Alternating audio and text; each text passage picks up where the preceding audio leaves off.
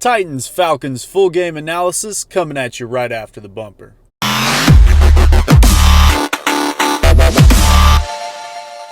What's good, guys? Welcome back. We're going to be doing a full game analysis over the Titans win 24-10 over the Atlanta Falcons. So we did that instant reaction video the other day. I kind of dove a little bit more into the tape, and these are just things that I saw, things that we can improve on, and the things that we did really well as well. So first off, this was a game that was won by the defensive performance, definitely for sure. Offense played well, but the defense is just our cornerstone. That's what we do well. We held Julio Jones to 4 catches for 52 yards, no TDs today. And Adoree Jackson was a big part of that. Definitely had a big bounce back game after that huge fumble last week in Jacksonville, and has been lackluster as far as the rest of the season went. But he had a good game today. It's just keeping that consistency moving forward. The front seven had a great game as well, and we did finish with 12 QB hits, 5 total sacks, with Harold Landry getting 2 of those. So that's a big part of why we won this game, and definitely helped the secondary with that.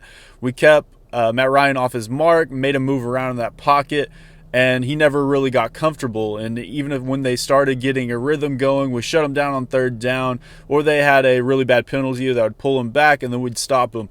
But overall, Harold Landry and Cameron Wake are on pace for 10-plus sack seasons for the both of them currently, which is awesome. Cameron Wake did go down with that hamstring injury, and we're yet to see what the severity of that is. He did walk under his own power off the field. So if he does miss a week or two, look for Kamalei Correa and Reggie Gilbert to step up into that role and kind of rotate there. Sharif Finch was a healthy scratch, was I didn't expect that. I thought he played decently well throughout the season thus far and was outplaying Correa, but Reggie Gilbert, maybe that's just something they saw something and they're looking to develop him a little bit more. So keep an eye on that this upcoming week or two. The inside linebackers played well as they usually do, and Jayon and Rashawn are just taking those next steps forward. Jayon's football IQ is one of the top in the game. He's just everywhere all over the field, and that's something we can look forward to as we progress. And he's one of the top coverage linebackers in the league, I believe. He did have that tip pass that would have been a first down for Julio, but took it off him and allowed Julio to kind of have a concentration drop. It did get to him, but he did drop it, and it did go through his hands.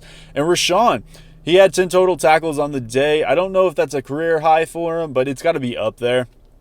And we saw him rush the passer quite a bit. He did get a sack up in there, and we saw him line up on the outside, and they did utilize a lot of stunts inside and those spin moves. I saw him do that a couple different times. So look forward for that in this upcoming week or two as well.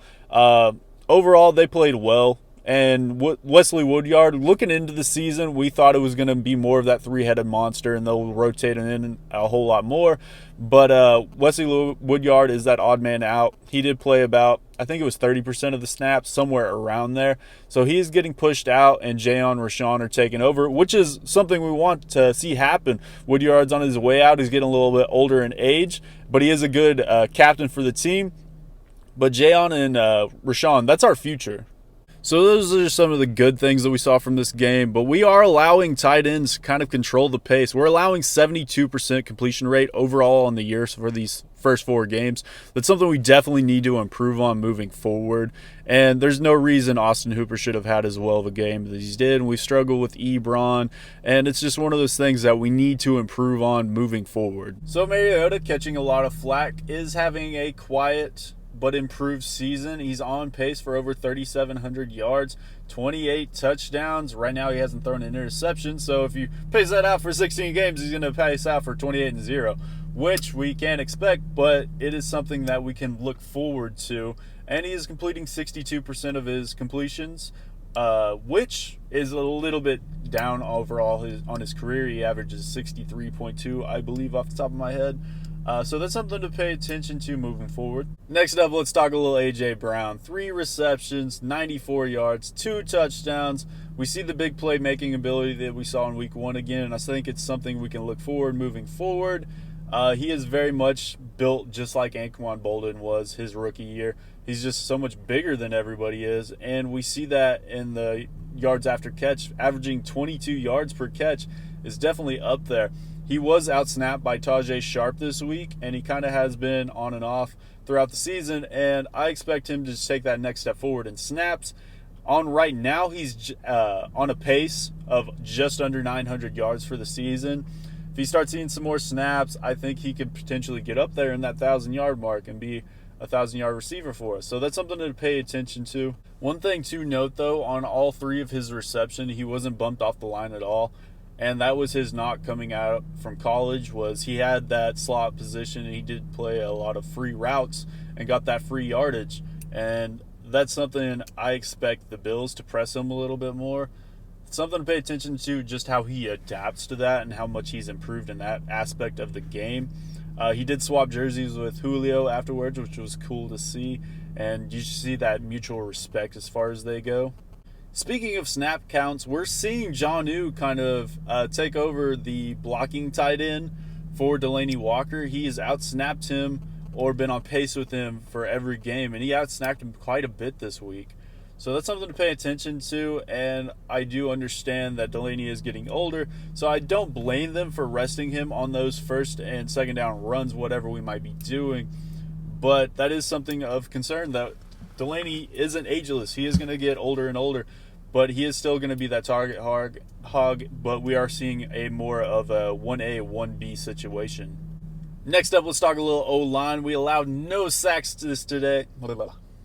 Next up, let's talk O-line. We allowed no sacks today, which is a huge improvement over last week. But overall, we saw Nate Davis and Jamil Douglas play that right guard position.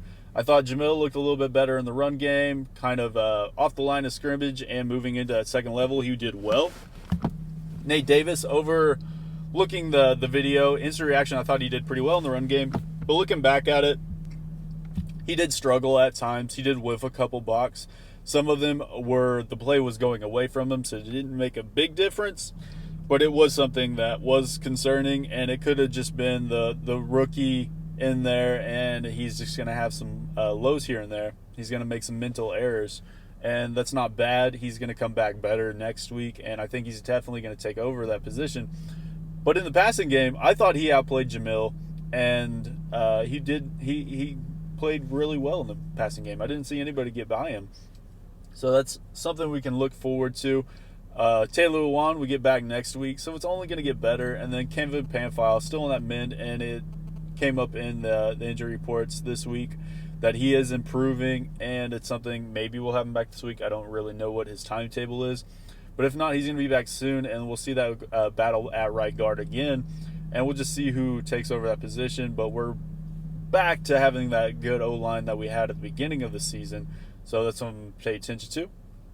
Next up, let's go over the 4th and 1 calls. We know Mike Vrabel is going to play aggressive. And in those 4th and short situations, look for him to continue going for it. Those are 50-50 shots, and they usually help us more than they hurt us. We know maybe we didn't get them this week. Maybe we didn't get them against the Chargers last year. But we're going to continue seeing that, and I don't hinder him for that. And I look forward to having a coach that is willing to take those chances. Last up, let's go over Brett Kern. Brett Kern is the best punter in the league, I believe. Fight me over, I believe he is the best over it. And we see that with his 5 punts, all within inside the 20. I believe he deserved a game ball. I don't think he got one looking over it. I saw Amy Strunk got one, whatever. Brett Kern is the best punter in the league, and special teams is a huge part of it. And look for that to continue. He's going to be a Pro Bowler. He's going to be an All-Pro, I think, again. And that's a big part. Our kick game's doing well. Kick return could take a step forward. And the punt return game. I mean, we didn't have a fumble this week, so that's definitely improved. And that's how we win games. We had to fight the field position. And then looking into this next week, that's going to be a big part of it. All right, guys, so that's all I have for you today. Remember to like, comment, subscribe. Remember to tighten up. And I'll see you guys in a couple days. If not tomorrow, we're going to be doing our predictions for the Buffalo Bills game. Thanks.